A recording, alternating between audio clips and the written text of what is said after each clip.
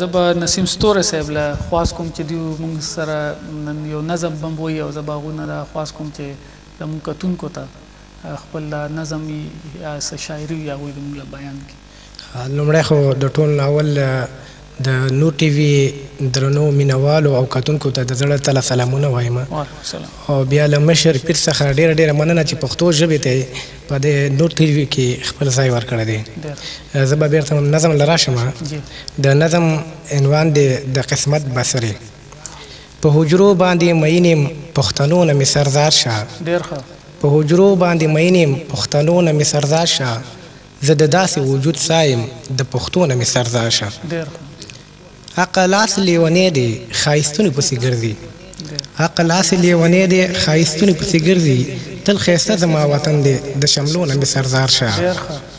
وخت سله بغاوت کړي فکر اوس لا ښه سمسور شو، وخت سله بغاوت کړي فکر اوس لا ښه سمسور شو، بیا پیغام د محبت کې د خوږو نه مې سردار شه. چې د قام لپاره مړ شي مړ خو نه دی تل ژوندی دی، چې د قام دپاره مړ شي مړ خو نه دی تل ژوندی وي، چې انا مو د پښتو ده د جرګو نه مې سردار شه. د جنون په ګونګه ژبه د تاریخ لفظونه ناسي، د جنون په ګونګه ژبه د تاریخ لفظونه ناسي، ژوند د حسن سمندر کې د څپو نه مې سردار شه. د قسمت ژوندی بصریا نسیم ستوري همدا وایي، د قسمت ژوندی بصریا نسیم ستوري همدا وایي، چې مین څوک په پښتو دی د هغو نه مې سردار شه.